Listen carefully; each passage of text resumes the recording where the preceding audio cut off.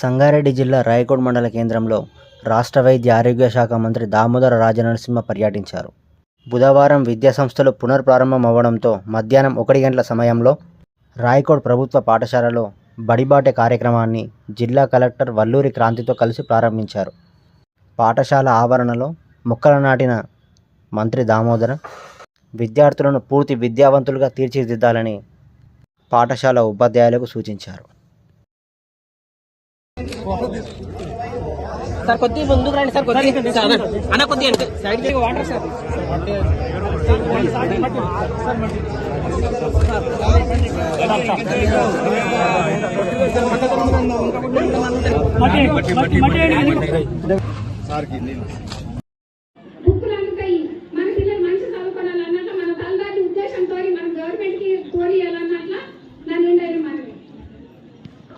జిల్లా పరిషత్ ఉన్నత పాఠశాల రాయకోడ్ జూన్ 12 సందర్భంగా ఏర్పాటు చేసినటువంటి శ్రీమతి మంజుశ్రీ జయపాల్ రెడ్డి గారు, మన జిల్లా కలెక్టర్ శ్రీమతి ఉచిత పాఠ్య పుస్తకాలు, నోట్ పుస్తకాలు. ఒక కాలంలో చదువు అంటే చాలా దూరం ఉండే పేదవానికి, పేద కుటుంబానికి. ఈనాడు విద్యా వైద్యం అనేది ప్రభుత్వ బాధ్యత. కానీ మనలో కొద్దిగంత ఆలోచనలో మార్పు వస్తున్నది. ఆ మార్పు రాకూడదు.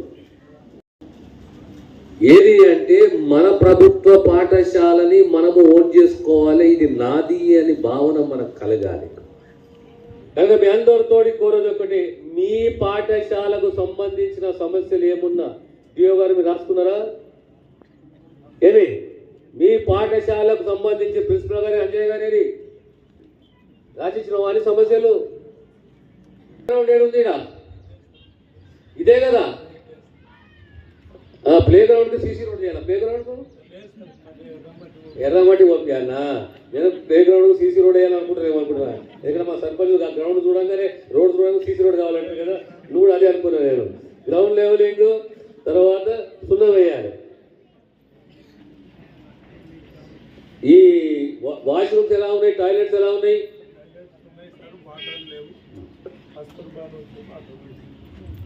ఇవన్నీ సమస్యలు మా దృష్టికి తీసుకొచ్చాడు.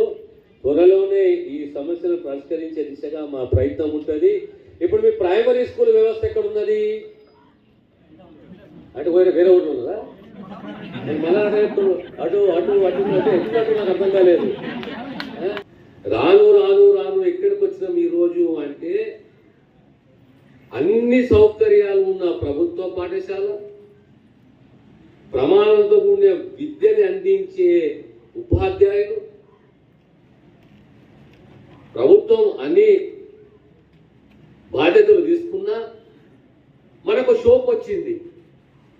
అరే ప్రైవేట్ పాఠశాలకు పోవాలి, బస్లో పోవాలి, ప్రైవేట్ పాఠశాలకు పోవాలి, ఆడ చదువుకుంటే మనకు మేలైన విద్య అందుతుంది అనే భావన మనకు కలిగింది.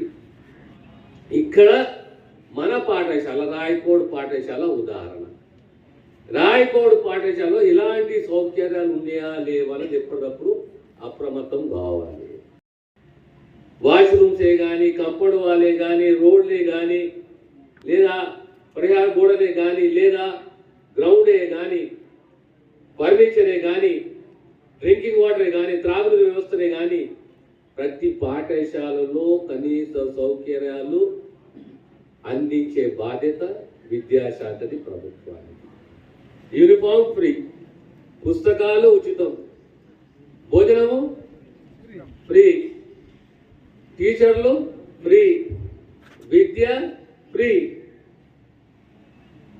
అయినా మనకు షోకు కలుగుతున్నది మన ప్రైవేట్ పాఠశాలకు పోవాలి, చదువుకోవాలి అని చెప్పి. అంటే మన తల్లిదండ్రులు ఈ ఆలోచన పోవాలి. ఈ పాఠశాల, ఈ సర్కారు పాఠశాల, నా పాఠశాల, నా పిల్లలు చదవాలి.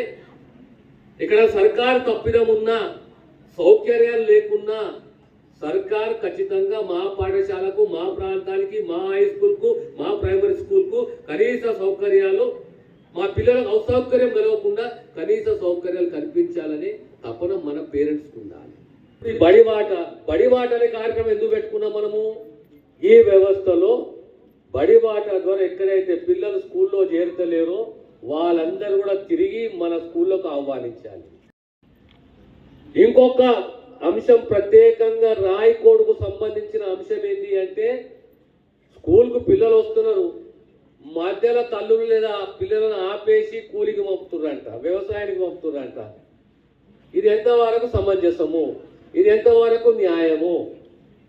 మన పిల్లలు ఎందుకన్నా మనం కష్టపడకుండా మన పిల్లలు ఎదగాలి, విద్యావంతులు కావాలి, సంస్కారవంతులు కావాలి, పై చదువులు చదవాలనే ఆలోచన మనకు కలగాలి. కానీ 8వ తరగతో 6వ తరగతో 10వ తరగతి వచ్చే వరకు మీరు స్కూల్కు పోకు, అవసరం లేదు, నువ్వు కూలి చేయంటే అది చాలా పెద్ద తప్పు. మన పిల్లల జీవితాలతో మనం